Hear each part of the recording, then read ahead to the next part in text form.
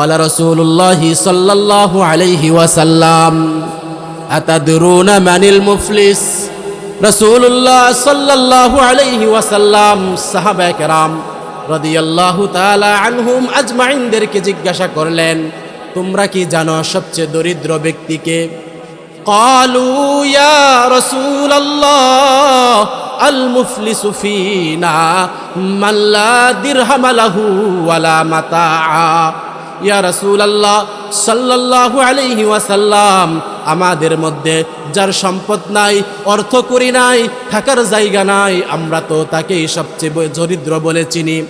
রাসূলুল্লাহ সাল্লাল্লাহু আলাইহি ওয়াসাল্লাম জবাব দেন, আল মুফলিসু মিন উম্মতি মান ইয়াতি ইয়াউমাল কিয়ামাতি বিসলাতিহি ওয়া সিয়ামিহি ওয়া যাকাতিহি। আমার উম্মতের মধ্যে সবচেয়ে দরিদ্র ব্যক্তি হলো কিয়ামতের দিন যে ব্যক্তি নামাজ নিয়ে আল্লাহ তাআলার সামনে উপস্থিত হবে, যাকাত নিয়ে আল্লাহ তাআলার সামনে উপস্থিত হবে, হজ নিয়ে আল্লাহ তাআলার সামনে উপস্থিত হবে, সাথে সাথে ওয়ায়াতি কদ শাতামা হাযা ওয়া কাযাফা হাযা ওয়া আকালা মাল হাযা ওয়া সাফাকা দামা হাযা ওয়া দারাবা হাযা।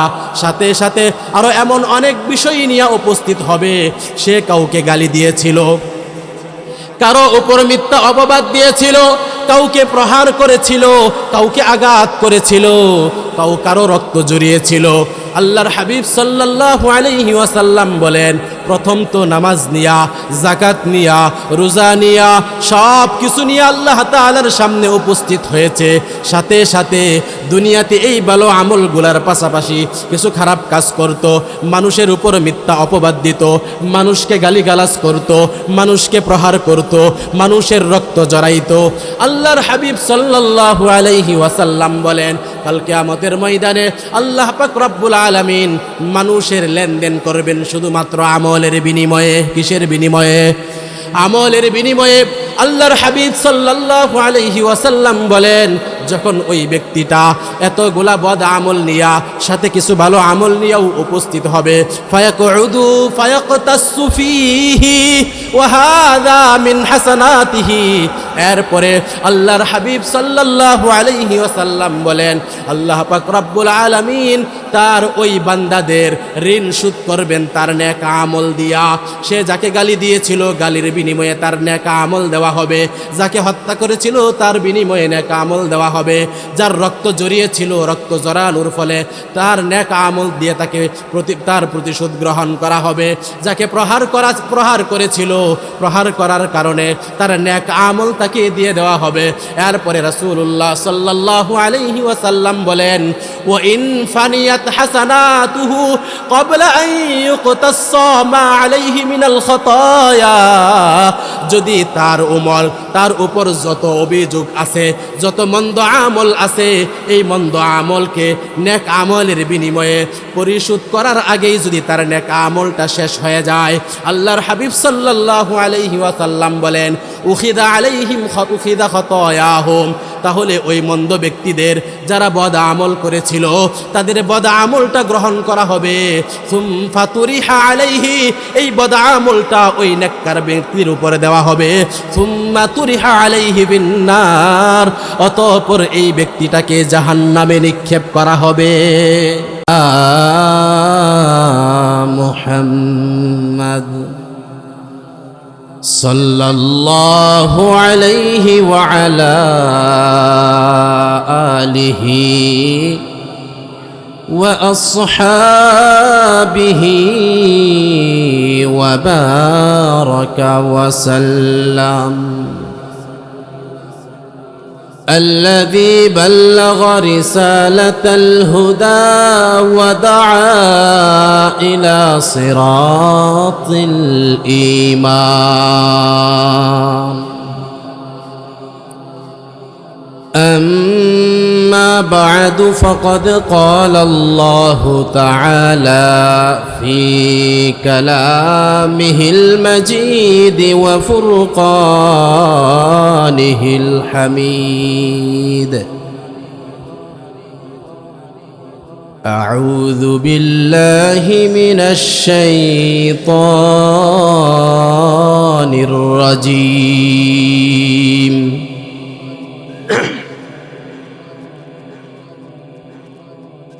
بسم الله الرحمن الرحيم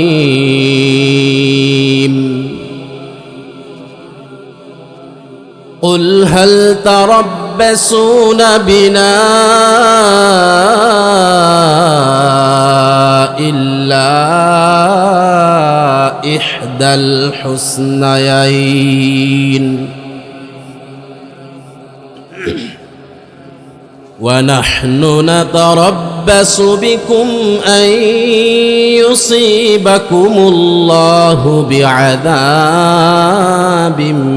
من عنده أو بأيدينا فتربصوا إنا معكم متربصون وقال رسول الله صلى الله عليه وسلم يا عبادي إني حرمت الظلم على نفسي وجعلته بينكم محرما فلا تظالموا أو كما قال عليه الصلاة والسلام سبحانك لا علم لنا إلا ما علمتنا إنك أنت العليم الحكيم سنقرئك فلا تنسى إلا ما شاء الله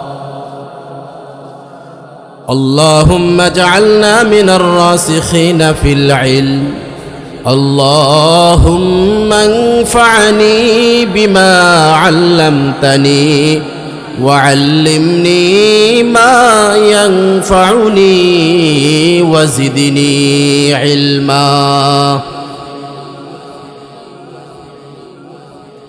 رب زدني علما رب زدني علما رب اشرح لي صدري ويسر لي أمري واحلل عقدة من لساني يفقه قولي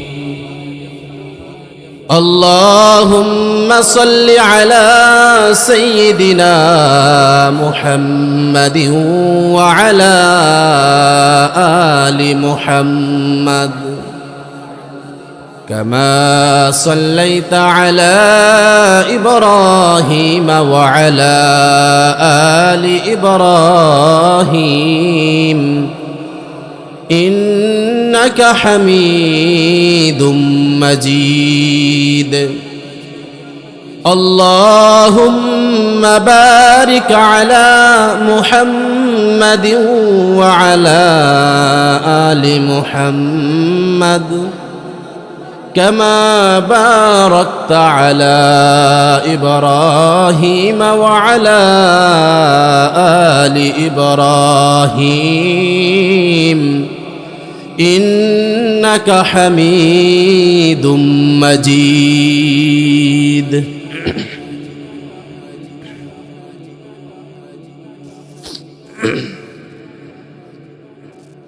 الحمد لله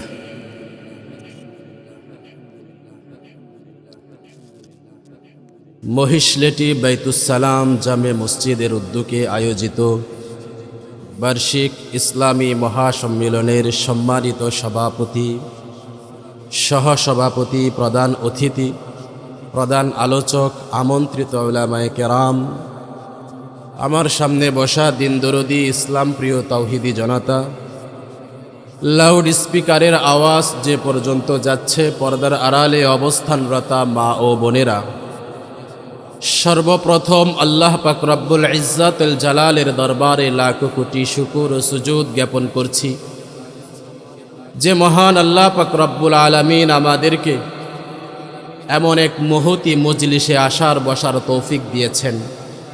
এই জন্য শুকর আদায় করি আলহামদুলিল্লাহ। মুহতারাম হাজিরিন,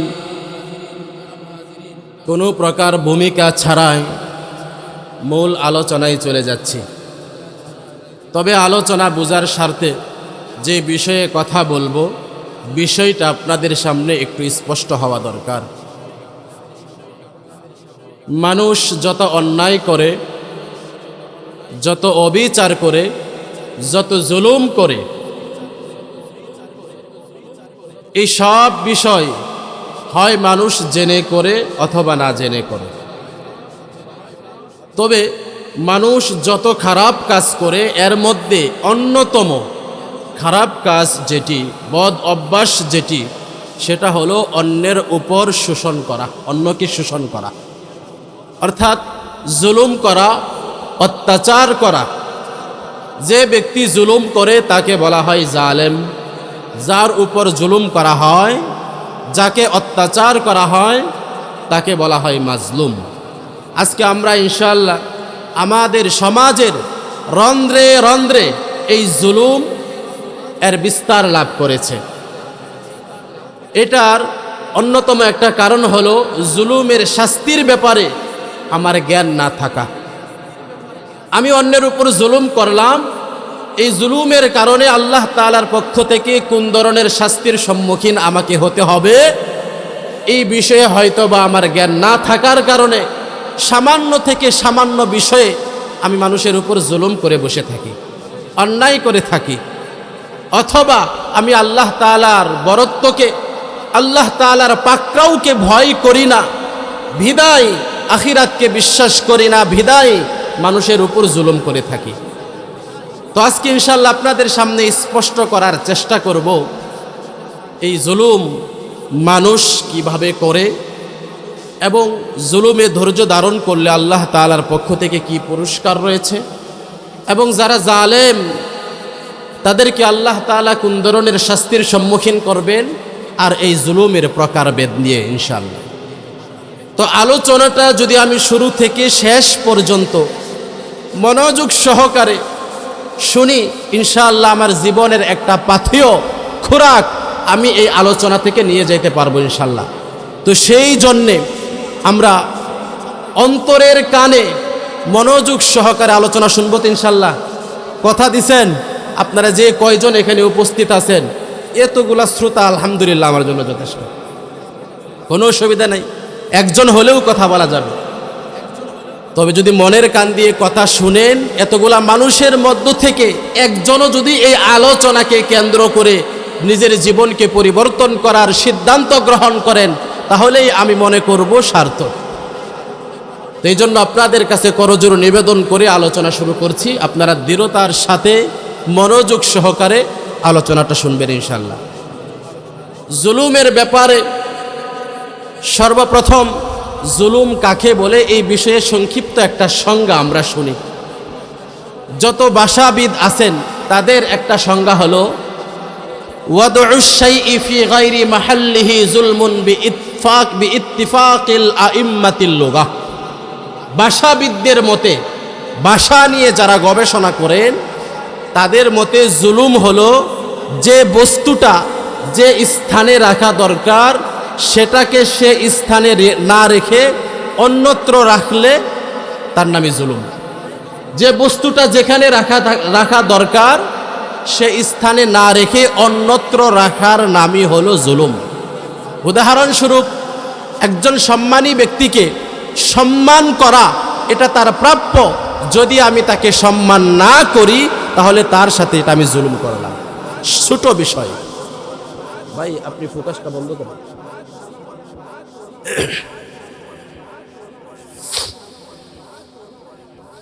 তো জুলুমের ব্যাপারে ভাষাবিদদের কথা হলো যে বস্তুকে যে স্থানে রাখা দরকার সেটাকে সস্থানে না রেখে অন্য জায়গায় রাখা, এটার নাম কি? জুলুম। এখন আপনাদেরকে জালেমের কাতারে ফালাইয়া দেই। এখনো পর্যন্ত যারা লাউড স্পিকারে আওয়াজ শুনতেছেন, আপনাদের খতিব সাহেব বসে কথা বলতেছে, আপনাদের উচিত হলো খতিব সাহেবের সম্মানার্থে মাহফিলের প্যান্ডেলে এসে বসা। এতটুক সম্মান আমাকে করা, এটা আপনাদের কাছ থেকে আমি পাই। যদি না বসেন আইসা, তাহলে আমার সাথে আপনারা জুলুম করবেন। তো এই জন্য যাদের কানে এখনো আওয়াজ পড়তেছে, দয়া করে প্যান্ডেলের ভিতরে চলে আসুন। আল্লাহ পাক জুলুমের ব্যাপারে কোরআনে কারিমে অনেক আয়াত নাজিল করেছেন। তার মধ্যে আমি অল্প কিছু আয়াতের মাধ্যমে আপনাদেরকে জুলুমের ব্যাপারে একটু পরিচিতি তুলে ধরবো ইনশাআল্লাহ। সূরা আলে ইমরান আয়াত নাম্বার 108, আল্লাহ তাআলা ইরশাদ করেন, ওয়ামাল্লাহু ইউরিদু যুলমাল লিল আলামিন। আল্লাহ পাক রব্বুল আলামিন বিশ্ব জগতের প্রতি জুলুম করতে চান না। অন্য জায়গায় আল্লাহ তাআলা ইরশাদ করেন, ওয়ামা যালামাহুমুল্লাহু ওয়ালাকিন কানু আনফুসাহুম ইয়াজলিমুন। প্রকৃতপক্ষে আল্লাহ তাআলা কোনো মানুষের উপর জুলুম করেন না, মানুষ তো নিজেরাই নিজেদের উপর জুলুম করে থাকে। সূরা মাইদায় আল্লাহ তাআলা ইরশাদ করেন, ইন্নাল্লাহা লা ইয়াহদিল কওমাল যালিমিন। আল্লাহ তাআলা কোনো জালেম সম্প্রদায়কে সঠিক পথ দেখাবেন না। মুহতারাম হাজিরিন, হাদিসের মধ্যে জুলুমের ব্যাপারে বিশদ আলোচনা হয়েছে। সহিহ বুখারী হাদিস নাম্বার 2448, রাসূলুল্লাহ সাল্লাল্লাহু আলাইহি ওয়াসাল্লামের সাহাবী আব্দুল্লাহ ইবনে আব্বাস রাদিয়াল্লাহু তাআলা আনহু থেকে বর্ণিত। আন ইবনে আব্বাস রাদিয়াল্লাহু তাআলা আনহু قال بعث رسول الله صلى الله عليه وسلم معاذا إلى اليمن। রাসূলুল্লাহ সাল্লাল্লাহু আলাইহি ওয়াসাল্লাম হযরত মুআজ ইবনে জাবাল রাদিয়াল্লাহু তাআলা আনহুকে যখন ইয়ামানের গভর্নর বানিয়ে পাঠান, ওই সময় রাসূলুল্লাহ সাল্লাল্লাহু আলাইহি ওয়াসাল্লাম মুআজ ইবনে জাবাল রাদিয়াল্লাহু তাআলা আনহুকে বলেন, ইয়া মুআজ ইত্তাকি দাওয়াতাল মাজলুম ফাইন্নাহা লাইসা বাইনাহা ওয়া বাইনাল্লাহি হিজাবুন। মুআজ, তুমি মাজলুমের ফরিয়াদকে ভয় করো, কেননা মাজলুমের ফরিয়াদ এবং আল্লাহ তাআলার মাঝে কোনো পর্দা থাকে না। সহিহ বুখারীর 2447 নম্বর হাদিস আব্দুল্লাহ ইবনে উমর রাদিয়াল্লাহু তাআলা আনহু থেকে বর্ণিত। রাসূলুল্লাহ সাল্লাল্লাহু আলাইহি ওয়াসাল্লাম বলেন, আয-যুলমু যুলুমাতুন ইয়াউমাল কিয়ামাহ। জুলুম কিয়ামতের দিন গাঢ় অন্ধকারের আকার ধারণ করবে, এমন অন্ধকারের আকার ধারণ করবে যে কারণে মানুষ কিয়ামতের দিন কোনো পথ খুঁজে পাবে না। অন্ধকারের কারণে তারা ফুল সিরাত পার হইতে পারবে না। যে সকল মানুষ দুনিয়ায় জুলুম করবে, অন্যের উপর অত্যাচার করবে, নির্যাতন করবে, রাসূলুল্লাহ সাল্লাল্লাহু আলাইহি ওয়াসাল্লাম বলেন, কাল কিয়ামতের ময়দানে তার এই অত্যাচার তার জন্য অন্ধকার, গাঢ় অন্ধকারের রূপ ধারণ করবে। এমন অন্ধকারের রূপ ধারণ করবে যার কারণে সে ফুল সিরাত দেখতে পাবে না, আর ফুল সিরাত দেখতে না পারার কারণে সে জাহান্নামে পড়ে যাবে। নাউযু বিল্লাহি মিন যালিক। মুহতারাম হাজিরিন, আল্লাহর নবী সাল্লাল্লাহু আলাইহি ওয়াসাল্লামের হাদিস থেকে যাদের উপর জুলুম করা হয় তাদের ব্যাপারে কিছু কথা শুনব। রাসূলুল্লাহ সাল্লাল্লাহু আলাইহি ওয়াসাল্লাম ইরশাদ করেন, হাদিসের বর্ণনাকারী সাহাবী বারা ইবনে আযিব রাদিয়াল্লাহু তাআলা আনহু, বারা ইবনে আযিব রাদিয়াল্লাহু তাআলা আনহু বলেন, আমারানা আন-নাবিয়্যু সাল্লাল্লাহু আলাইহি ওয়াসাল্লাম বিসাবইন ওয়া নাহানা আন সাবইন। রাসূলুল্লাহ সাল্লাল্লাহু আলাইহি ওয়াসাল্লাম আমাদেরকে 7টি বিষয়ের আদেশ দিয়েছেন। ওয়া নাহানা আন 70, এবং তিনি আমাদেরকে 7টি বিষয় থেকে নিষেধ করেছেন। ফাযাকারা ইয়াদাতাল মারিজ, এরপরে রাসূলুল্লাহ সাল্লাল্লাহু আলাইহি ওয়াসাল্লাম উল্লেখ করেন 1 নাম্বার, 7টি বিষয়ের 1 নাম্বার হলো ইয়াদাতুল মারিদ, অসুস্থ ব্যক্তিকে দেখতে যাওয়া। 2 নাম্বার ওয়া ইত্তিবাইল জানাইজ, জানাজার পিছে যাওয়া। জানাজার নামাজ যখন হয়ে যায় তখন আমাদেরকে উত্তম হলো, রাসূলুল্লাহর সুন্নাহ হলো কাফন যারা বহন করে নিয়ে যায়, জানাজার লাশটা যারা বহন করে নিয়ে যায় তাদের পিছে যাওয়া। 3 নাম্বার ওয়া তাশমিতাল আতিস, 3 নাম্বার কোনো ব্যক্তি যখন হাঁচি দেয় তার হাসির জবাবে ইয়ারহামুকাল্লাহ বলা। 4 নাম্বার ওয়া নাসরাল মাজলুম, মাজলুমকে সাহায্য করা। 5 নাম্বার ওয়া ইজাবাতাদ দাঈ, কোনো ব্যক্তি যদি কাউকে দাওয়াত দেয় তাহলে তার দাওয়াতটা গ্রহণ করা। 6 নাম্বার ওয়া আকলাল, 6 নাম্বার ওয়া ইবরারাল মুকসিম, কোনো ব্যক্তি যদি কসম করে, কসম করার ফলে ওই ব্যক্তি যে কসমের মধ্যে বন্দী হয়ে যায় তাকে ওই কসম থেকে মুক্ত করা। মুহতারাম হাজিরিন, এই হাদিসের মাধ্যমে আমরা জানতে পাইলাম সমাজের মধ্যে যে সকল মানুষের উপর জুলুম করা হয় তাদের জন্য আমাদের পক্ষ থেকে করণীয় হলো তাদেরকে সাহায্য করা। রাসূলুল্লাহ সাল্লাল্লাহু আলাইহি ওয়াসাল্লামের 10 বছরের খাদেম আনাস ইবনে মালিক রাদিয়াল্লাহু তাআলা আনহু থেকে বর্ণিত, রাসূলুল্লাহ সাল্লাল্লাহু আলাইহি ওয়াসাল্লাম ইরশাদ করেন, উনসুর আখাকা যালিমান আও মাজলুমা, তুমি তোমার ভাইকে সাহায্য করো, চাই সে জালেম হোক অথবা মাজলুম হোক। ফাকালু ইয়া রাসূলাল্লাহ হাযা নানসুরহু মাজলুমা, সাহাবায়ে কেরাম রাদিয়াল্লাহু তাআলা আনহুম আজমাইন রাসূলুল্লাহকে জিজ্ঞাসা করলেন, ইয়া রাসূলাল্লাহ, ইয়া হাবিবাল্লাহ, মাজলুমকে সাহায্য করব এটা তো বুঝলাম, কিন্তু জালেমকে কিভাবে সাহায্য করব? রাসূলুল্লাহ সাল্লাল্লাহু আলাইহি ওয়াসাল্লাম জবাব দেন, যে ব্যক্তি অত্যাচার করে, জুলুম করে তাকে সাহায্য করবে, তাখুযু ফাওকা ইয়াদাইহি, তার হাতে ধরে হলেও তাকে জুলুম করা থেকে বিরত রাখবা। যদি তাকে জুলুম করা থেকে বিরত রাখতে পারো এটাই হলো তাকে সাহায্য করা।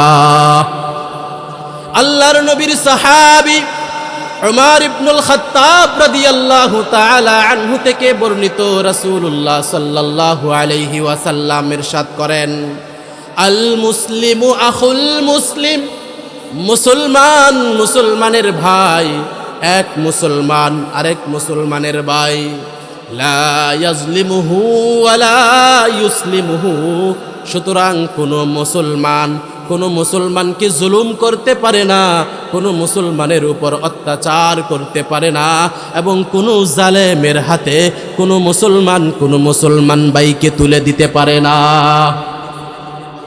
রাসূলুল্লাহ সাল্লাল্লাহু আলাইহি ওয়াসাল্লাম আরো বলেন, ওয়ামান কানা ফি হাজাতি আখিহি কানা আল্লাহু ফি হাজাতিহি, যে ব্যক্তি তার ভাইয়ের প্রয়োজন পূরণ করবে আল্লাহ তাআলা কিয়ামতের দিন তার প্রয়োজন পূরণ করবেন। জুরে বলেন সুবহানাল্লাহ।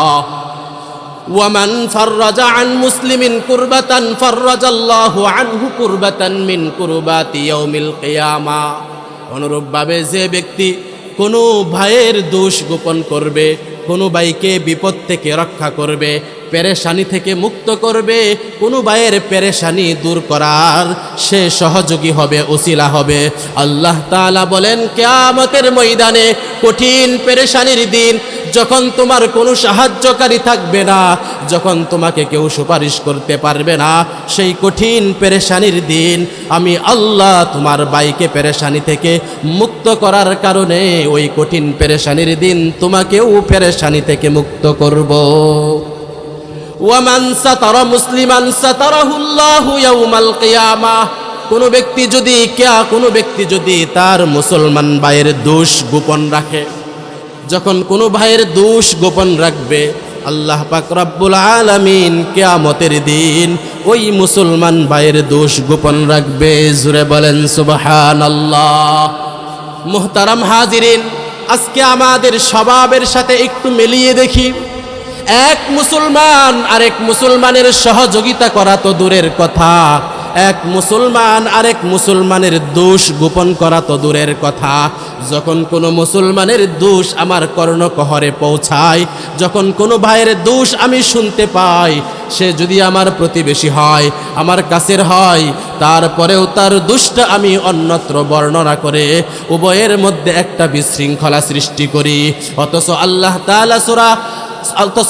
তাআলা সূরা হুজুরাতের মধ্যে ঘোষণা করেছেন, ইয়া আইয়ুহাল্লাযীনা আমানু ইন জাআকুম ফাসিকুম বিনাবাইন ফাতাবায়ানু আন তুসিবু কওমান বিজাহালা। ও মুমিনরা, যখন তোমাদের কাছে কোনো ফাসিক কোনো সংবাদ নিয়ে আসে, তখন তোমাদের জন্য উচিত হলো এই সংবাদটা সত্য না মিথ্যা সেটা আগে যাচাই করে তারপরে অন্যের কাছে বর্ণনা করা। আল্লাহর নবী মুহাম্মদুর রাসূলুল্লাহ সাল্লাল্লাহু আলাইহি ওয়াসাল্লামের এই হাদিস থেকে আমাদের জন্য শিক্ষা হলো, ওয়ামান সাতারা মুসলিমান সাতারাহুল্লাহু ইয়াউমাল কিয়ামা। যদি আমার কোনো মুসলমান ভাইয়ের দোষ আমার কাছে প্রকাশ পেয়ে যায়, আর যদি আল্লাহ তাআলার কাছ থেকে পুরস্কার পাওয়ার আশায় তার এই দোষটাকে আমি গোপন রাখতে পারি, আল্লাহ তাআলা কিয়ামতের দিন, যেদিন সবার দোষ প্রকাশ করা হবে, সেদিন আমার এই আমলের কারণে, আমার আরেক ভাইয়ের দোষ গোপন রাখার কারণে আল্লাহ তাআলা কিয়ামতের দিন আমার দোষটাকে গোপন রাখবেন।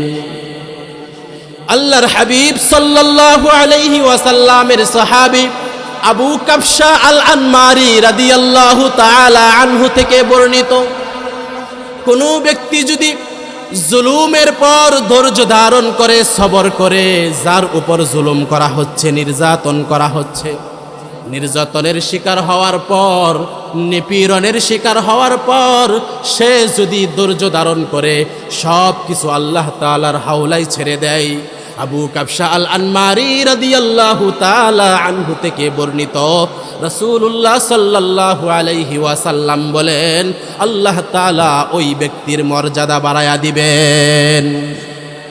عن أبي كبشة الأنماري أنه سمع رسول الله صلى الله عليه وسلم يقول, আবু কাবশা আল আনমারি রাদিয়াল্লাহু তাআলা আনহু থেকে বর্ণিত, তিনি বলেন, সালাসাতুন উকসিমু আলাইহিন্না ওয়া উহাদ্দিসুকুম হাদিসান ফাহফাযু।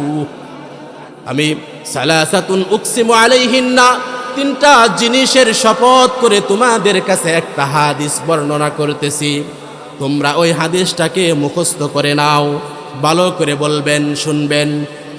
আবু কাবশা আল আনমারি রাদিয়াল্লাহু তাআলা আনহু বলেন, সালাসাতুন উকসিমু আলাইহিন্না ওয়া উহাদ্দিসুকুম হাদিসা, তিনটা বিষয়ের শপথ করে তোমাদের কাছে একটা হাদিস আমি বর্ণনা করছি, তোমরা ওই হাদিসটাকে মুখস্থ করবে।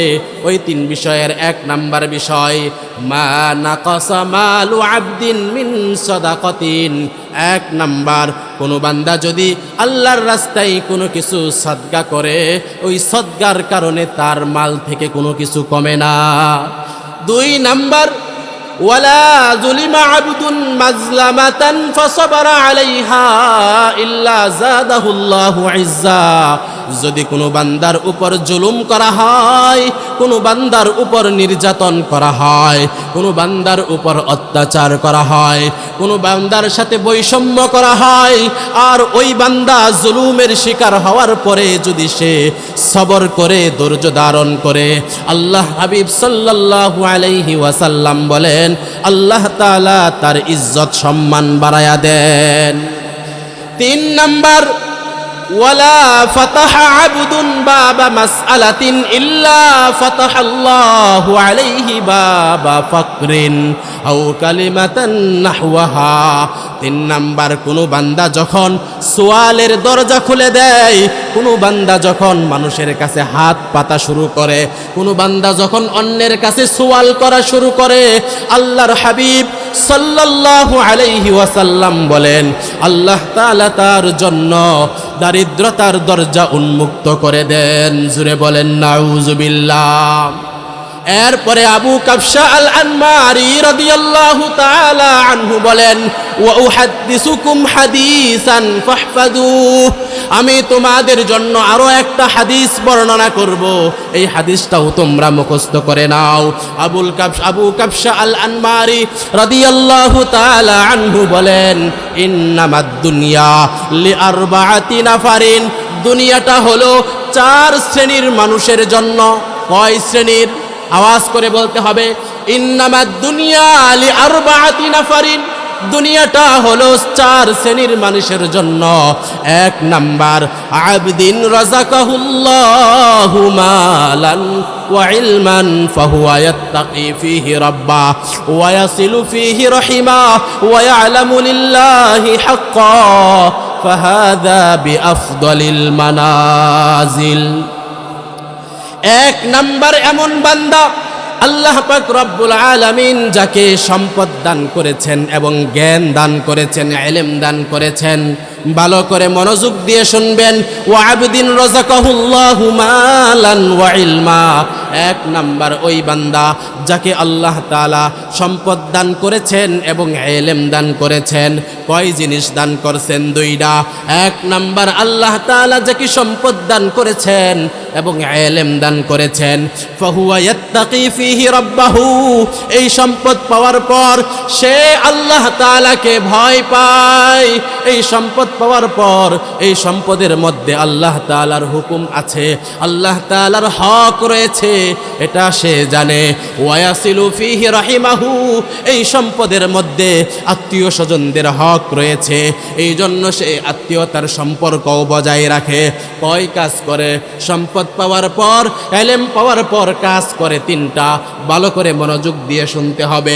ওয়া আবদিন রাযাকাহুল্লাহু মালা ওয়া আবদিন রাযাকাহুল্লাহু মালান ওয়া ইলমা, আল্লাহ তাআলা যখন কোনো বান্দাকে সম্পদ দান করে, ইলম দান করে, ওই সম্পদের উপর হক হইল 3টা। 1 নাম্বার, ফাহুয়া ইয়াত্তাকি ফীহি রাব্বাহু, এই সম্পদ খরচ করার ক্ষেত্রে সে আল্লাহ তাআলাকে ভয় পায়।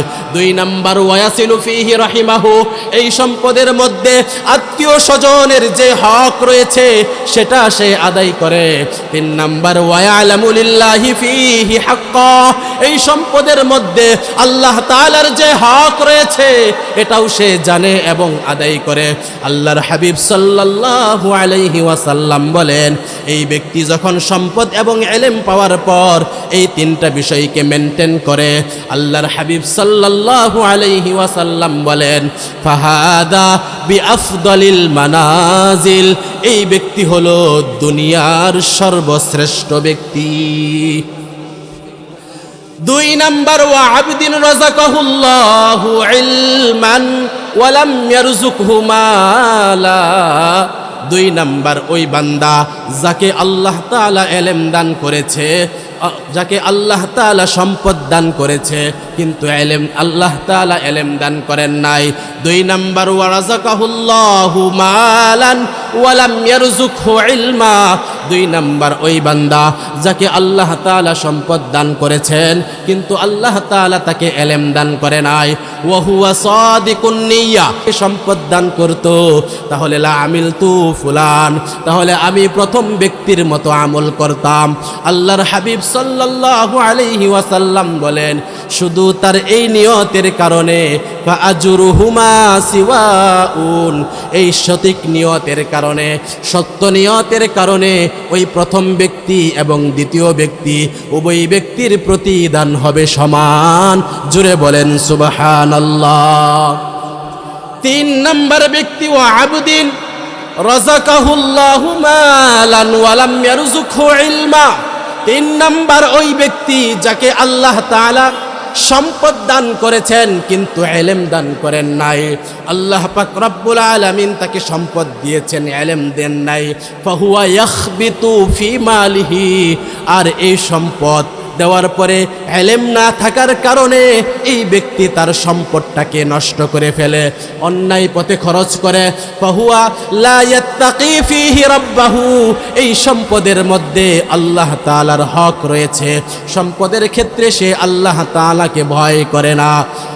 ওয়ালা ইয়াসিলু ফি রাহিমাহু, এই সম্পদের মধ্যে আত্মীয়তার যে সম্পর্ক, আত্মীয় স্বজনদের যে হক, আত্মীয়তার সম্পর্কও সে বজায় রাখে না, আত্মীয় স্বজনদের হক সে আদায় করে না। ওয়ালা ইয়ালামু লিল্লাহি ফীহি হাক্কা, এই সম্পদের মধ্যে আল্লাহ তাআলার একটা হক রয়েছে, আল্লাহ তাআলার হকটাও সে আদায় করে না। আল্লাহর হাবিব সাল্লাল্লাহু আলাইহি ওয়াসাল্লাম বলেন, ফাহাযা বিআখবাসিল মানাজিল, এই ব্যক্তিটা হলো দুনিয়ার সবচেয়ে নিকৃষ্ট ব্যক্তি। 4 নাম্বার, ওয়া আবদিন লাম ওয়া আবদিন মা রাযাকাহুল্লাহু মালান ওয়া লাম ইয়ারযুকহু ইলমা। 4 নাম্বার, ওই ব্যক্তি যাকে আল্লাহ তাআলা সম্পদ দান করেন নাই এবং আল্লাহ তাআলা ইলমও দান করেন নাই, কিন্তু সে মনের মধ্যে একটা নিয়ত জারি করে, মনে মনে একটা নিয়ত করে, যদি আল্লাহ তাআলা আমাকে ইলম দিত, আল্লাহ তাআলা আমাকে সম্পদ দিত, লাউ আলা আলিমতু লাউ আন্নালি মালান, যদি আল্লাহ তাআলা আমাকে সম্পদ দিত, যদি আমার সম্পদ থাকতো, লা আলিমতু ফুলানান, তাহলে আমি অমুক ব্যক্তির মতো আমল করতাম। অমুক ব্যক্তি দ্বারা উদ্দেশ্য হলো 3 নাম্বার ব্যক্তি। 3 নাম্বার ব্যক্তিকে সম্পদ দেওয়ার কারণে আল্লাহ পাক রব্বুল আলামিন তাকে সম্পদ দিয়েছেন, আর এই সম্পদটা সে অন্যায় রাস্তায়, বিপথে, কুপথে খরচ করেছে, আল্লাহর হক আদায় করে নাই, বান্দার হক আদায় করে নাই। আল্লাহর যে হক রয়েছে সেটা সে জানে না, বান্দার যে হক রয়েছে সেটাও সে জানে না, না জেনে এই সম্পদের হক সে আদায় করে নাই।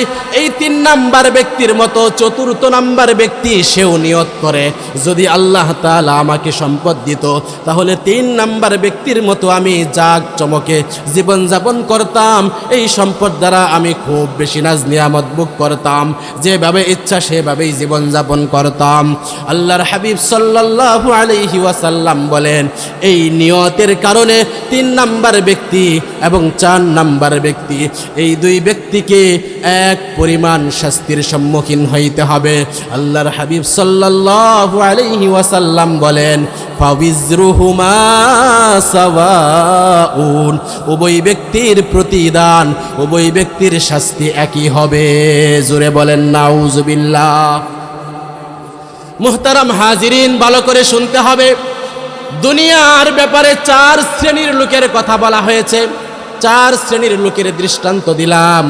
এর মধ্যে প্রথম 2 শ্রেণীর মানুষ হলো দুনিয়ার সর্বশ্রেষ্ঠ মানুষ, আর শেষের 2 শ্রেণীর মানুষ হলো দুনিয়ার সবচেয়ে নিকৃষ্ট মানুষ। এই 2 শ্রেণীর মানুষই দুনিয়াটাকে উপভোগ করে। কোনো ব্যক্তি ভালোভাবে উপভোগ করে, প্রথম 2 শ্রেণীর মানুষ দুনিয়াটাকে উপভোগ করার ক্ষেত্রে আল্লাহ তাআলার সন্তুষ্টি লাভ করে, আর দ্বিতীয় 2 শ্রেণীর মানুষ, 3য় শ্রেণী এবং 4th শ্রেণীর মানুষ দুনিয়াটাকে উপভোগ করে কিন্তু আল্লাহ তাআলার সন্তুষ্টি লাভ করতে পারে না, ফলে তারা আল্লাহ তাআলার গজবে পরিণত হয়ে যায়। এই জন্য আবু কাবশা আল আনমারি রাদিয়াল্লাহু তাআলা আনহু থেকে বর্ণিত যে হাদিস আপনাদের কাছে পেশ করলাম, আপনাদেরকে শোনাইলাম, এখানে প্রথম হাদিসটা ছিল আমাদের মূল আলোচনার বিষয়বস্তু। প্রথম হাদিসের মধ্যে তিনি বলেছেন 3 জনের শপথ করে বলেছেন, এর মধ্যে 2য় শ্রেণীর মানুষ যিনি, যদি তার উপর জুলুম করা হয় আর এই জুলুমের পর যদি সে ধৈর্য ধারণ করে, সবর করে, তাহলে আল্লাহ তাআলা তার ইজ্জত সম্মান বাড়িয়ে দেন। পরবর্তীতে এই হাদিসটা তিনি যোগ করেছেন, এই জন্য আপনাদেরকে শুনাইলাম। মুহতারাম হাজিরিন, জুলুমের ব্যাপারে বেশ কয়েকটা হাদিস আমরা শুনলাম। এবার আমরা জুলুমের প্রকারভেদ সম্পর্কে একটু কিছু কথা শুনি। জুলুম প্রথমত 3 প্রকার, অত্যাচার প্রথমত কত প্রকার, একটু কথা বলতে হবে আপনাদেরকে। কত প্রকার? 3 প্রকার। প্রথম জুলুম যেটা, প্রথম যে জুলুমটা আমরা করি, অন্যায়টা করি, সেটা হলো আল্লাহ তাআলার ইবাদতের ক্ষেত্রে জুলুম। কিসের ক্ষেত্রে? আমার দিকে একটু মনোযোগী হন। জুলুমের ব্যাপারে বললাম, জুলুম কত প্রকার? 3 প্রকার। এর মধ্যে 1 নাম্বার জুলুম হলো আল্লাহ তাআলার ইবাদতের ক্ষেত্রে জুলুম। সেটা কিভাবে? আল্লাহ পাক রব্বুল আলামিন আমাদেরকে সৃষ্টি করেছেন কিসের জন্য? সূরা জারিয়াতের ৬৮ নম্বর আয়াত, ওয়ামা খালাকতুল জিন্না ওয়াল ইনসা ইল্লা লিয়াবুদুন। আল্লাহ জিন এবং মানুষকে সৃষ্টি করেছেন কিসের জন্য? আওয়াজ করে বলতে হবে, শুধু তার ইবাদতের জন্য। কিসের জন্য? শুধু আল্লাহ তাআলার ইবাদতের জন্য। আল্লাহ তাআলা আমাদের মালিক, আমাদের লালনকর্তা, আমাদের পালনকর্তা, আমাদের রিজিক দাতা। সেই হিসাবে আল্লাহ তাআলা আমাদেরকে সৃষ্টি করেছেন। এখন যদি কারো দাসত্ব করতে হয়, কারো গোলামি করতে হয়, সেই গোলামি তো একমাত্র আল্লাহ তাআলার শানেই মানানসই, ঠিক কি না? একমাত্র আল্লাহ তাআলার শানে গোলামি করব, আল্লাহ তাআলার ইবাদতেই নিজেকে নিয়োজিত রাখব। এটাই তো মূলত চাওয়া ছিল। কিন্তু যখন আমি আল্লাহ তাআলার ইবাদতের সাথে অন্যকে শরীক করলাম, কি করলাম? আল্লাহ তাআলার একত্ববাদের মধ্যে কাউকে আমি শরীক করলাম, আল্লাহ তাআলার ওয়াহদানিয়াতের মধ্যে আমি কাউকে শরীক করলাম, আল্লাহ তাআলার একত্ববাদকে মানলাম না। এই একত্ববাদকে না মানা, এটাই হলো সবচেয়ে বড় জুলুম।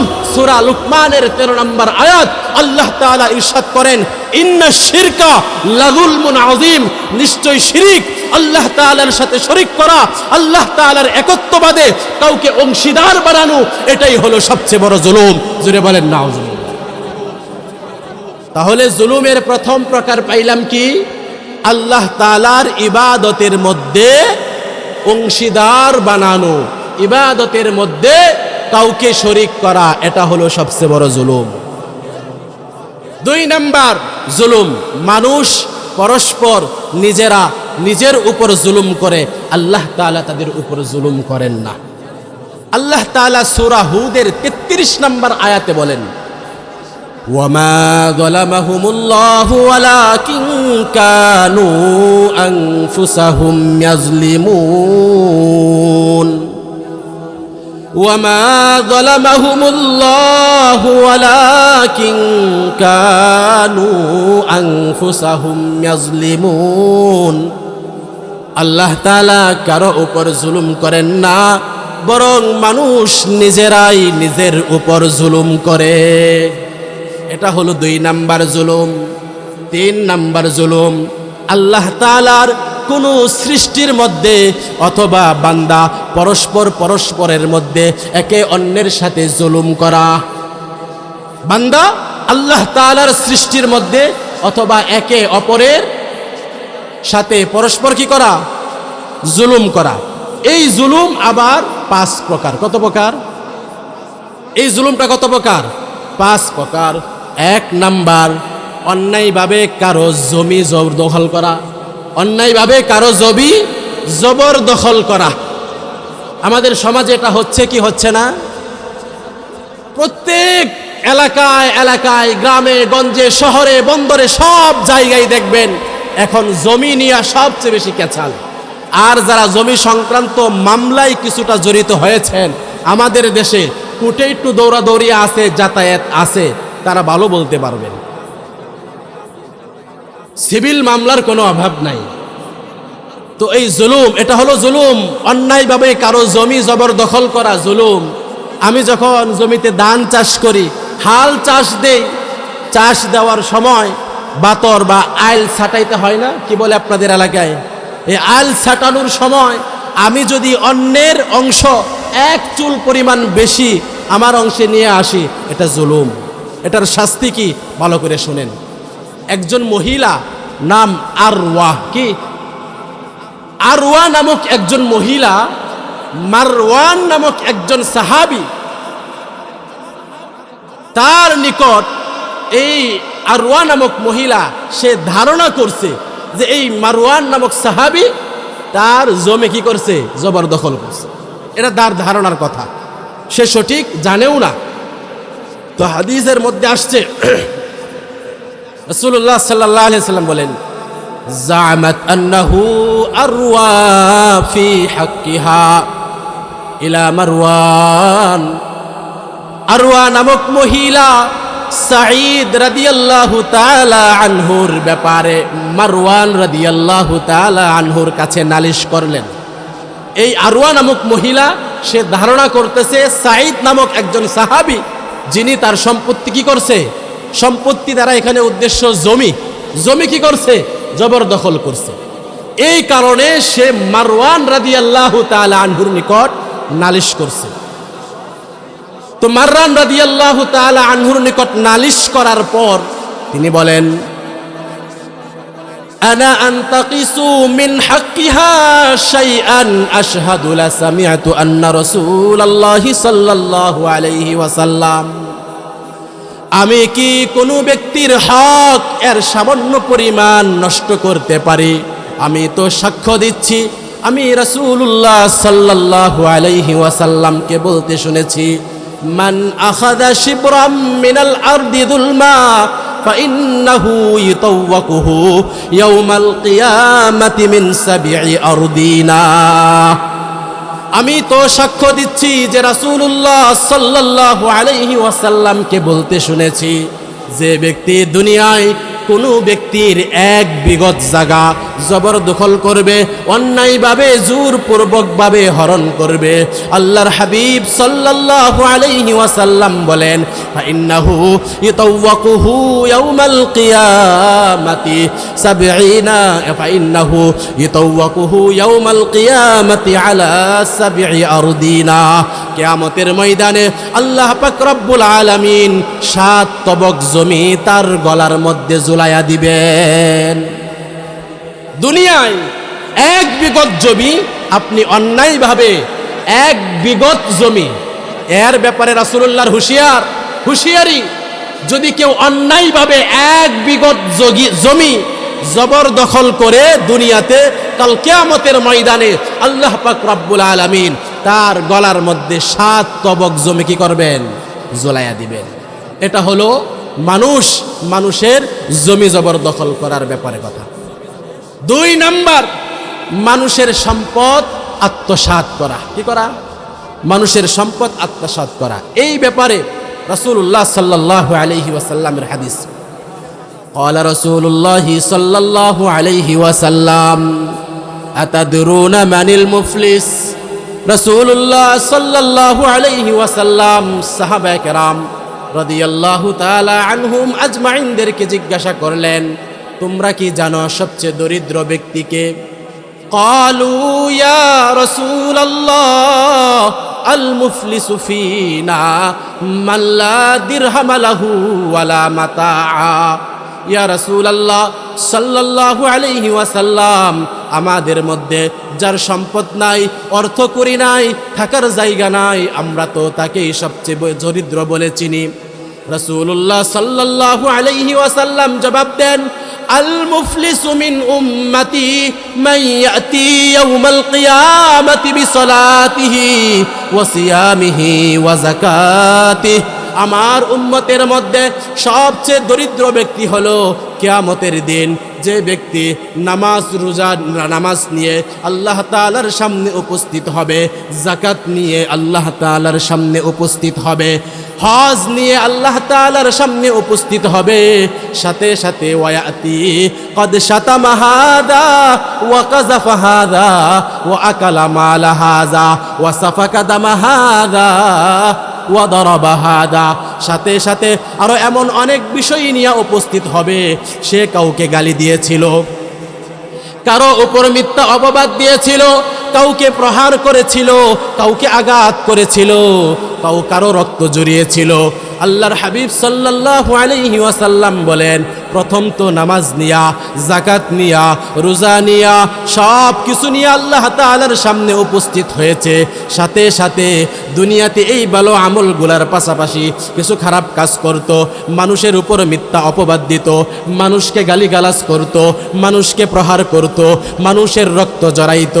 আল্লাহর হাবিব সাল্লাল্লাহু আলাইহি ওয়াসাল্লাম বলেন, কাল কিয়ামতের ময়দানে আল্লাহ পাক রব্বুল আলামিন মানুষের লেনদেন করবেন শুধুমাত্র আমলের বিনিময়ে। কিসের বিনিময়ে? আমলের বিনিময়ে। আল্লাহর হাবিব সাল্লাল্লাহু আলাইহি ওয়াসাল্লাম বলেন, যখন ওই ব্যক্তিটা এতগুলা বদ আমল নিয়া সাথে কিছু ভালো আমল নিয়েও উপস্থিত হবে, ফায়াকুদু ফায়াকতাসু ফীহি ওয়া হাযা মিন হাসানাতিহি, এরপরে আল্লাহর হাবিব সাল্লাল্লাহু আলাইহি ওয়াসাল্লাম বলেন, আল্লাহ পাক রব্বুল আলামিন তার ওই বান্দাদের ঋণ শোধ করবেন তার নেক আমল দিয়া। সে যাকে গালি দিয়েছিল গালির বিনিময়ে তার নেক আমল দেওয়া হবে, যাকে হত্যা করেছিল তার বিনিময়ে নেক আমল দেওয়া হবে, যার রক্ত জড়িয়েছিল রক্ত জড়ানোর ফলে তার নেক আমল দিয়ে তার প্রতিশোধ গ্রহণ করা হবে, যাকে প্রহার করেছিল প্রহার করার কারণে তার নেক আমল তাকে দিয়ে দেওয়া হবে। এরপরে রাসূলুল্লাহ সাল্লাল্লাহু আলাইহি ওয়াসাল্লাম বলেন, ওয়া ইন ফানিয়াত হাসানাতুহু ক্বাবলা আন ইউকতাসা মা আলাইহি মিনাল খাতায়া, যদি তার উপর যত অভিযোগ আছে, যত মন্দ আমল আছে, এই মন্দ আমলকে নেক আমলের বিনিময়ে পরিশোধ করার আগেই যদি তার নেক আমলটা শেষ হয়ে যায়, আল্লাহর হাবিব সাল্লাল্লাহু আলাইহি ওয়াসাল্লাম বলেন, উখিদা আলাইহিম উখিদা খাতায়াহুম, তাহলে ওই মন্দ ব্যক্তিদের যারা বদ আমল করেছিল তাদের বদ আমলটা গ্রহণ করা হবে। সুম্মা তুরিহা আলাইহি, এই বদ আমলটা ওই নেককার ব্যক্তির উপরে দেওয়া হবে।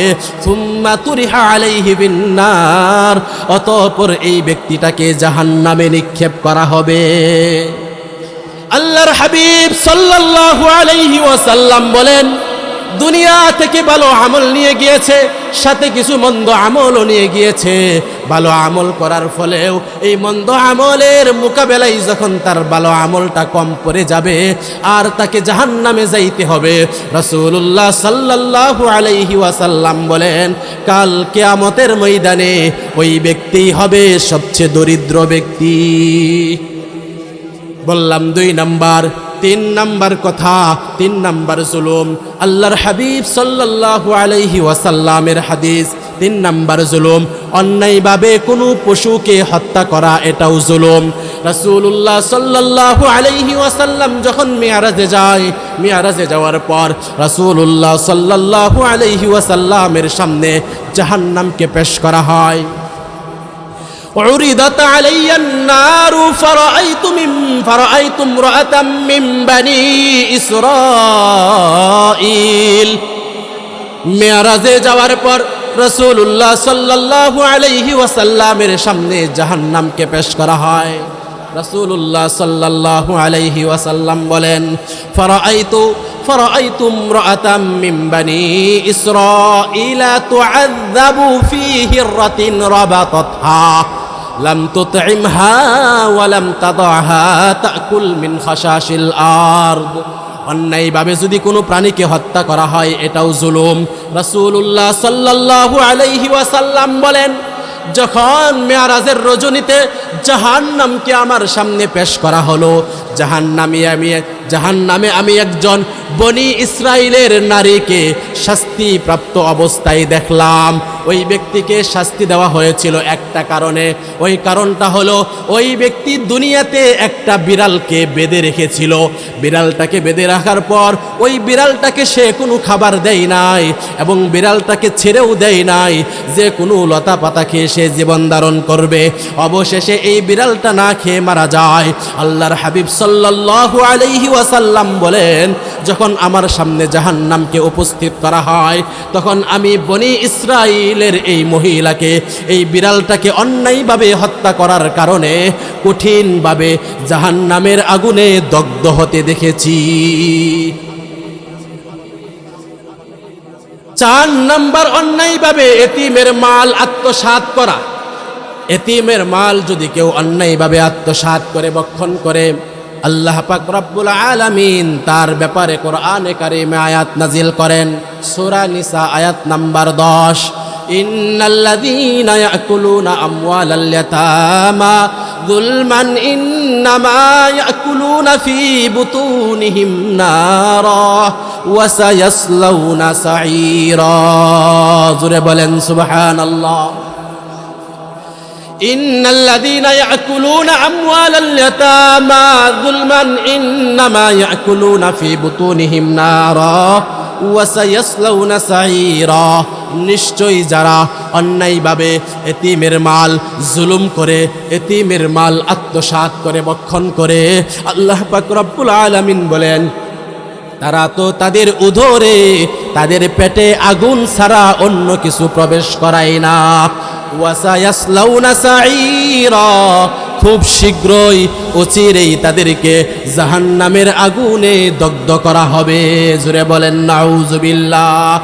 পরস্পর জুলুমের 5 নাম্বার প্রকার হলো অন্যায়ভাবে কাউকে হত্যা করা।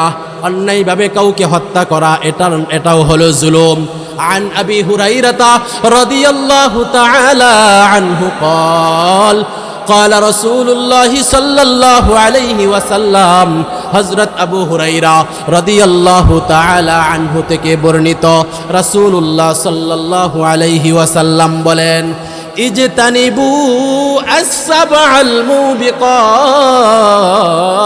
তোমরা ধ্বংসকারী আমলকে নষ্ট করে দেয় এমন 7টা কাজ পরিহার করো। কয়টা কাজ? আমল ধ্বংস করে দেয় এমন 7টা কাজ কি করো? পরিহার করো। ইজতানিবু আস-সাবআল মুবিকাত ক্বালু ইয়া রাসূলাল্লাহ ওয়া মা হুন্না। সাহাবায়ে কেরাম রাদিয়াল্লাহু তাআলা আনহুম আজমাইন রাসূলুল্লাহকে জিজ্ঞাসা করলেন, ইয়া রাসূলুল্লাহ ওই 7টা জিনিস কি? রাসূলুল্লাহ বলেন 1 নাম্বার আশ-শিরকু বিল্লাহ, আল্লাহ তাআলার সাথে শরীক করা। 2 নাম্বার ওয়াসিহরু, জাদু টুনা করা।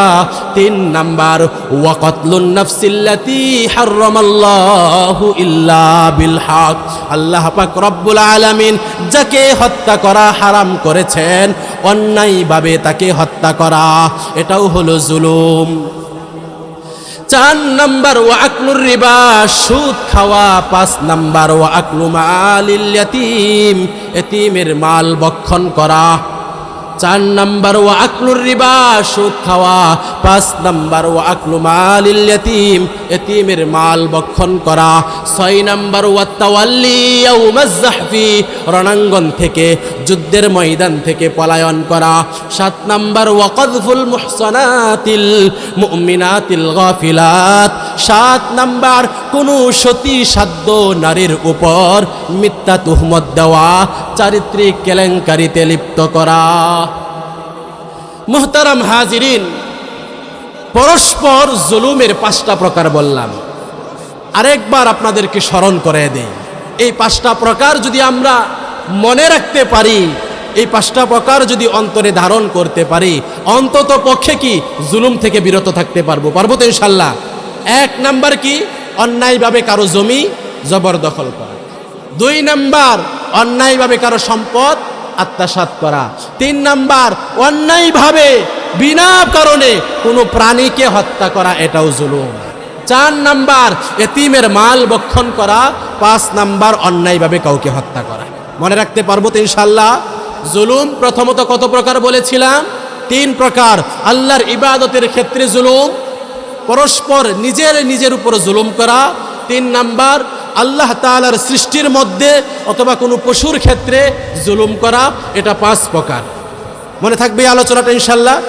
এবার আসুন, আমরা সাধারণত যে জুলুমের শিকার হয়, সাধারণত যে জুলুমের শিকার মানুষ সবচেয়ে বেশি হয়, যেভাবে অন্যায়ের শিকার হয়, কোনো গণতান্ত্রিক দেশ পরিচালিত হওয়ার জন্য অনেকগুলা সেক্টর থাকে, তবে এর মধ্যে কয়েকটা সেক্টর এমন গুরুত্বপূর্ণ, এই কয়েকটা সেক্টর আছে যার একটা সেক্টর যদি নষ্ট থাকে তাহলে ওই দেশের গণতন্ত্র একদম মাটিতে মিশে যাওয়ার জন্য যথেষ্ট। আমার এই কথাটা একটু ভালো করে খেয়াল করবেন। গণতান্ত্রিক দেশ বলছি, ইসলামী দেশ বলি নাই। কোনো গণতান্ত্রিক দেশের পরিচালিত হওয়ার জন্য ওই দেশের বিচার ব্যবস্থা এটা অত্যন্ত জরুরি। বিচার ব্যবস্থাটা সুস্থ হওয়া, সঠিক হওয়া, এটা অত্যন্ত জরুরি। এই বিচার ব্যবস্থা যদি সঠিক না হয় টাকার বিনিময়ে এই বিচার ব্যবস্থার মধ্যে রদ বদল হয়, তাহলে ওই দেশে কখনোই গরিবের ন্যায় ইনসাফ পাবে না, গরিবেরা কখনোই ওই দেশে স্বাধীনতা পাবে না, বাক স্বাধীনতা, সামাজিক স্বাধীনতা কোনো কিছুই পাবে না। গরিবরা ওই দেশে সব সময় শোষণের শিকার হবে। বিচার ব্যবস্থা এটা প্রত্যেকটা গণতান্ত্রিক দেশের অন্যতম একটা বিষয়। কোনো দেশের আরেকটা ডিপার্টমেন্ট আছে যেটা হলো প্রশাসন। ওই প্রশাসনের মধ্যে যদি আইনের শাসন না থাকে তাহলে ওই দেশের মানুষ শান্তিতে থাকতে পারবে না, যেটার শিকার আমরা এই দেশে বহু বছর হয়েছি। এজন্য আমি কথা ইশারাই বলবো, আমি সাধারণত নাম ধরে সমালোচনা করা থেকে বিরত থাকার চেষ্টা করি এবং করিও না। যতটুকুন প্রয়োজন নিজের জ্ঞান হাসিলের জন্য ততটুকুন করি। যে বিষয়টা বলতে চাইছিলাম, এই বিচার ব্যবস্থা প্রত্যেকটা গণতান্ত্রিক দেশের এত গুরুত্বপূর্ণ বিষয়। যদি শুধুমাত্র বিচার ব্যবস্থা নড়বড়ে হয়, বিচার ব্যবস্থার মধ্যে ন্যায়পরায়ণতা না থাকে, ইনসাফ না থাকে, তাহলে ওই দেশের সার্বভৌমত্ব ভেঙে যাওয়ার জন্য যথেষ্ট। ঠিক তদ্রূপ এই বিচার ব্যবস্থাটা তো আমি সার্বিকভাবে বললাম, কিন্তু আমাদের সমাজে লোকাল প্রশাসন আছেন। আমরা সমাজে বসবাস করার ক্ষেত্রে যখন কোনো বড় ধরনের সমস্যার সম্মুখীন হয়, তাহলে এলাকার গণ্যমান্য ব্যক্তিবর্গ যারা আছেন তাদের মাধ্যমে সালিশ দরবারের মাধ্যমে, তাদের দ্বারা সালিশ দরবারের মাধ্যমে আমাদের সমাজে ঘটে যাওয়া ছোটোখাটো বিষয় মীমাংসা হয় কি হয় না? একটু ভালো করে খেয়াল করবে। এই যে বিচার ব্যবস্থা ছোট হোক, সমাজের মানুষ সবচেয়ে বেশি জুলুমের শিকার হয় এই বিচার ব্যবস্থার মাধ্যমে। এই বিচার ব্যবস্থার মাধ্যমে সমাজের মানুষ সবচেয়ে বেশি কি হয়?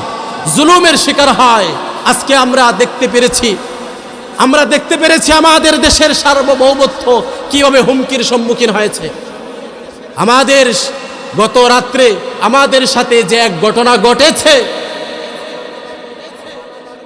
শরীফ উসমান হাদি গত শুক্রবার 12ই ডিসেম্বর যাকে কি করা হয়েছে? গুলি করা হয়েছে। গত রাত বৃহস্পতিবার দিবাগত রাত্রে যিনি সিঙ্গাপুরে ইন্তেকাল করেছেন, এই শরীফ উসমান হাদি সে কোনো দলের পক্ষে গোলামি করে নাই। শরীফ উসমান হাদি সর্বদাই নিজের পক্ষ থেকে সে সত্য কথা, ন্যায় কথা বলার চেষ্টা করেছে। বাংলাদেশ থেকে ভারতীয় আধিপত্য দূর করার পক্ষে সে সংগ্রাম চালিয়েছে। এই শরীফ উসমান হাদির ব্যাপারে বাংলাদেশে বর্তমানে অবস্থানরত যত রাজনৈতিক দল আছে, প্রত্যেকটা দল তার ব্যাপারে পজিটিভ, একটা দলও তার ব্যাপারে নেগেটিভ না। এই শরীফ উসমান হাদি সে সদা সর্বদাই আপনারা দেখতে পারবেন তার পুরনো ভিডিও ক্লিপগুলোর মধ্যে, যখনই সে ন্যায় কথা বলে, ন্যায় কথা বলার সময় তাকে যখন স্মরণ করে দেওয়া হয়, তুমি যে কথা বলতেছো এগুলা তো আমাদের পার্শ্ববর্তী দেশের শোষণ যারা আছে তাদের কলিজার মধ্যে আঘাত হানে, তারা যে কোনো সময় তোমাকে বিপদের সম্মুখীন করতে পারে, তুমি সতর্ক থাকিও। তার পক্ষ থেকে একটাই জবাব হইতো, আমি তো শাহাদাতের তামান্না লালন করি, আমি যখন রাজপথে বের হই তখন আমি শহীদি মৃত্যুবরণ করব, এই আশাটা নিয়েই বাড়ি থেকে বের হয়। এই তামান্না লালন করতেন কে? আমিরুল মুমিনিন হযরত ওমর ফারুক রাদিয়াল্লাহু তাআলা আনহু। তিনি দোয়া করতেন, আল্লাহ আল্লাহুম্মা রযুকনি শাহাদাতান ফি সাবিলিক ওয়াজআল মাউতি ফি বালাদি রাসূলিক। আল্লাহ তুমি আমাকে শাহাদাতের মৃত্যু দান করিও এবং রাসূলুল্লাহ সাল্লাল্লাহু আলাইহি ওয়াসাল্লামের মাতৃভূমিতে তুমি আমাকে ইন্তেকাল করাইও। তাহলে এই হাদি সে তো শাহাদাত বরণ করার মাধ্যমে দুনিয়াতেও সে বিজয়ী এবং আখিরাতেও বিজয়ী দিয়েছে। যারা তার হত্যার পিছনে জড়িত তারা নিজেরাই নিজেদের পায়ে কোরাল মেরেছে। মুহতারাম হাজিরিন, এটা কেন হয়েছে? এটা একমাত্র আমার দেশের বিচার ব্যবস্থার দুর্বলতার কারণে হয়েছে।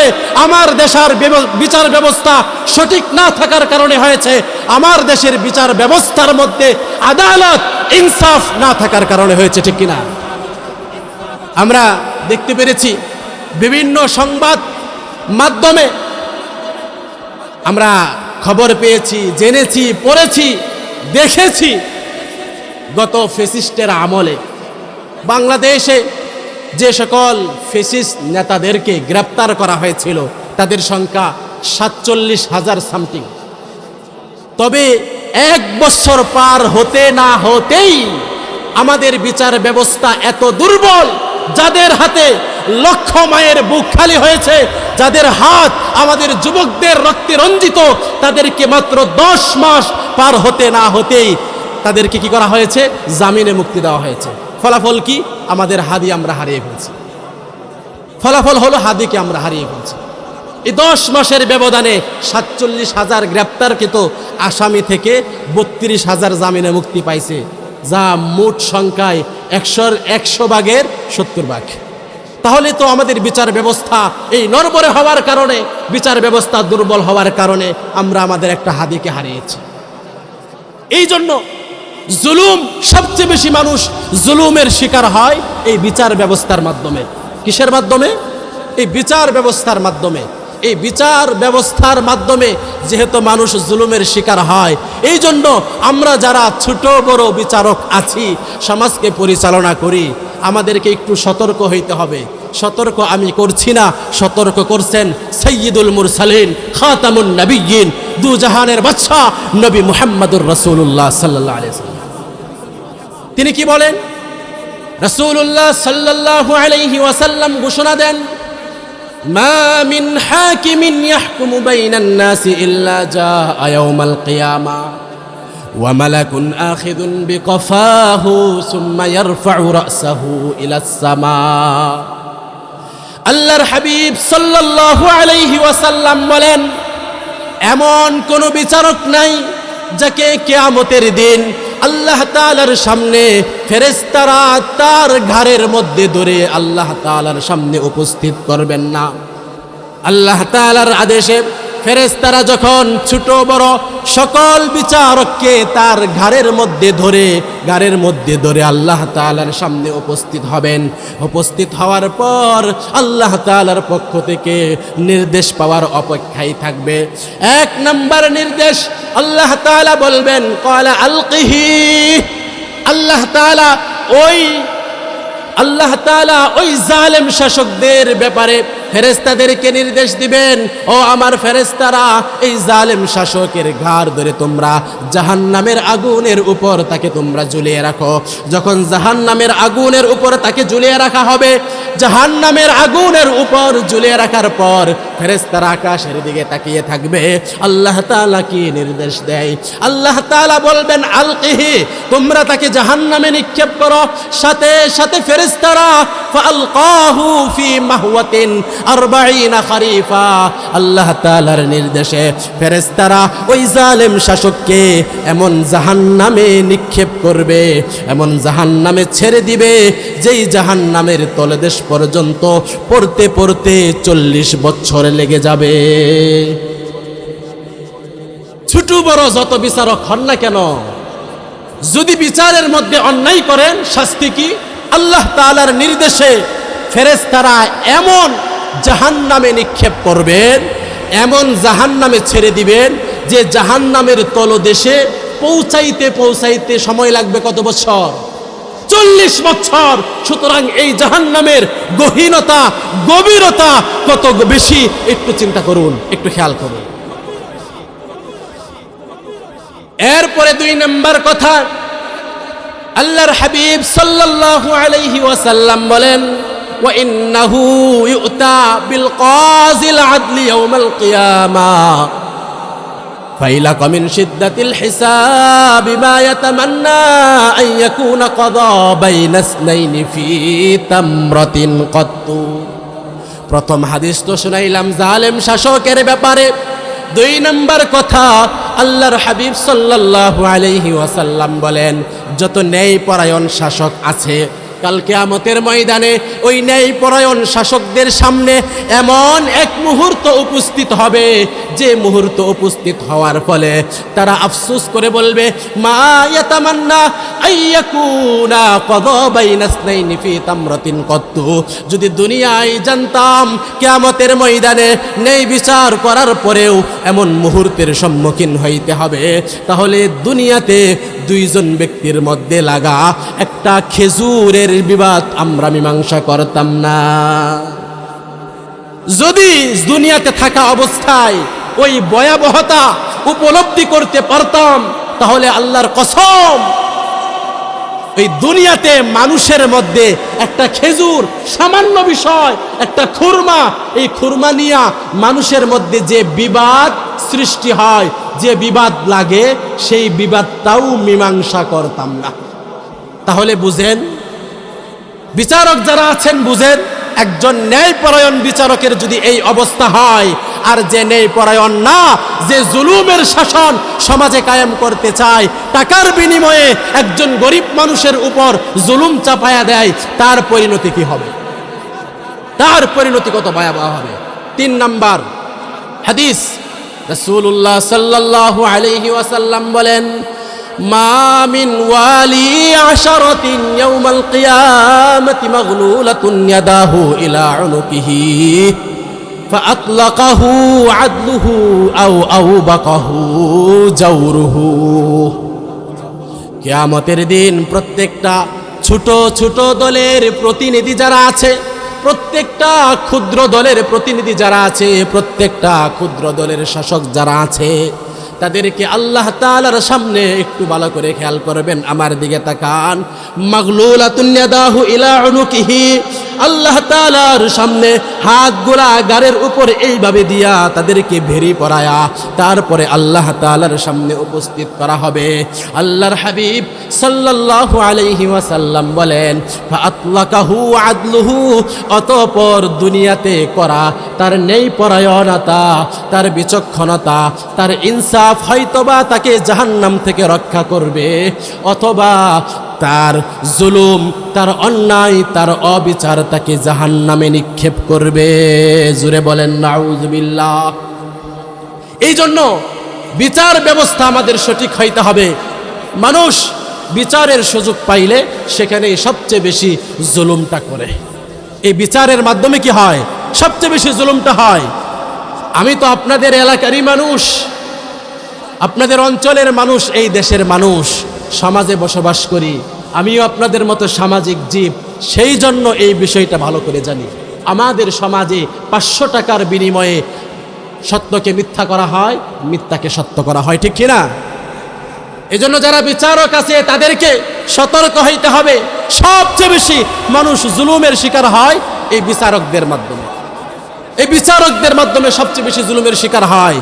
যতই জুলুমের শিকার, যতই জুলুম তারা করুক না কেন, তাদেরকে মনে রাখতে হবে আল্লাহ তাআলার সেই বাণী, আল্লাহ পাক রব্বুল আলামিন দুনিয়াতে কত রাজা বাদশা, কত শাসন ব্যবস্থা কায়েম করেছে যারা, তাদেরকে আল্লাহ তাআলা কিভাবে নাস্তানাবুদ করেছেন তার দৃষ্টান্ত আল্লাহ তাআলা কুরআনে মাজিদের মধ্যে রেখেছেন। আল্লাহ তাআলা ইরশাদ করেন, ওয়া আদা ওয়া সামুদা ওয়া ক্বাদ তাবায়্যানা লাকুম মিন মাসাকিনিহিম ওয়া যায়্যানা লাহুমুশ শাইতানু আ'মালাহুম। আল্লাহ তাআলা বলেন, আমি আদ জাতিকে ধ্বংস করেছি, সামুদ জাতিকে ধ্বংস করেছি, তাদের বাসস্থানের কিছু নিদর্শন তোমাদের সামনে আমি উন্মুক্ত করেছি। শয়তান তাদের সামনে তাদের আমলগুলোকে, তাদের কাজকে তাদের সামনে সজ্জিত করেছিল, শোভন করেছিল, যার ফলে শয়তান তাদেরকে সত্য পথ থেকে বিচ্যুত করেছিল, যদিও তারা বিচক্ষণ ছিল। আদ জাতি সামুদ জাতি বিচক্ষণ হওয়া সত্ত্বেও তাদেরকে আল্লাহ পাক রব্বুল আলামিন তাদের জুলুমের কারণে, তাদের অন্যায়ের কারণে আল্লাহ তাআলা তাদেরকে ধ্বংস করেছেন। এরপরে আল্লাহ তাআলা কি বলেন?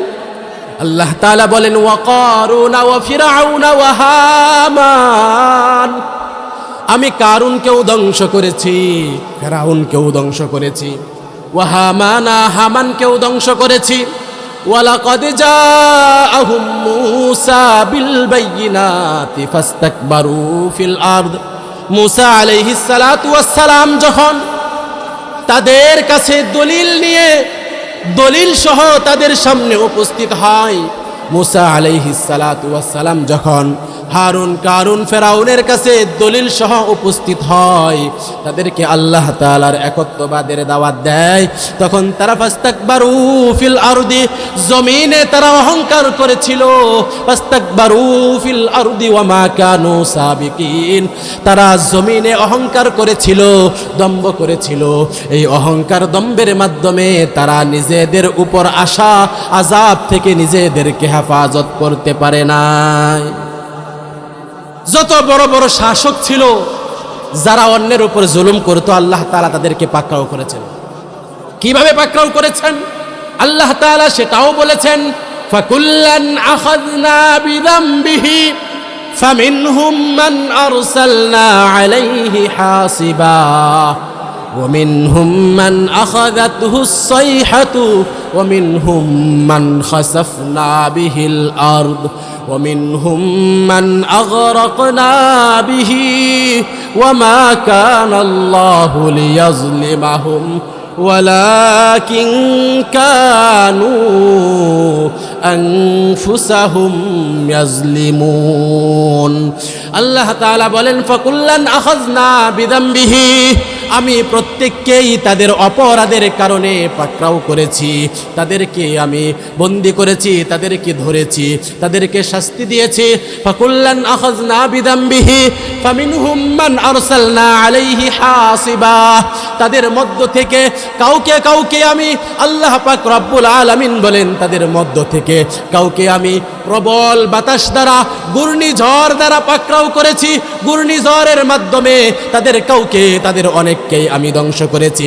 ফামিনহুম মান আরসালনা আলাইহি হাসিবা ওয়া মিনহুম মান আখাযাতহুস সাইহা, এবং তাদের মধ্য থেকে অনেককেই আমি বিকট আওয়াজের মাধ্যমে পাকড়াও করেছি, ফলে তারা ধ্বংস হয়ে গিয়েছে, তাদের বাড়িগুলা বিরান হয়ে গিয়েছে, তাদের বাড়িঘর সব কিছু বিরান ভূমিতে পরিপূর্ণ হয়েছে।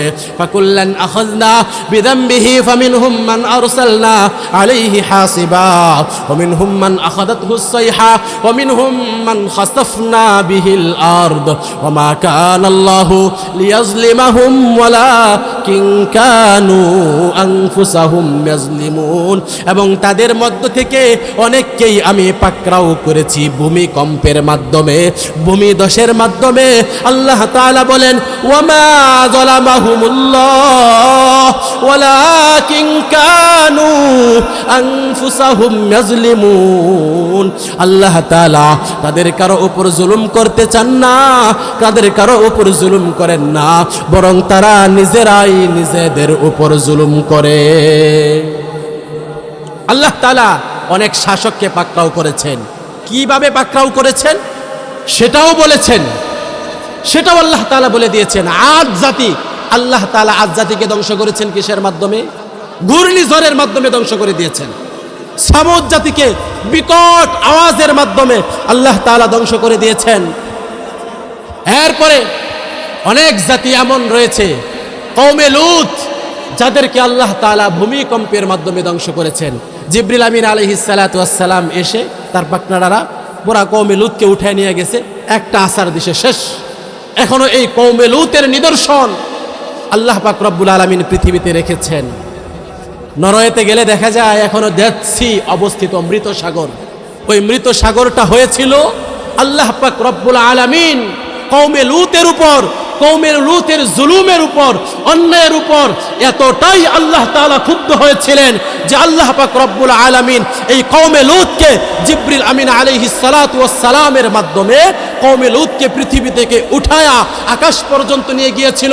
হাদিসের মধ্যে আসছে নবী করিম সাল্লাল্লাহু আলাইহি ওয়াসাল্লাম বলেন, জিবরিল আমিন কওমে লূতকে আকাশের এত নিকটে নিয়ে গিয়েছিল যে ফেরেশতারাও কওমে লূতে অবস্থিত পশু পাখি, ছাগল, ভেড়া, দুম্বা, মুরগি ইত্যাদির আওয়াজ শুনতে পেয়েছিল।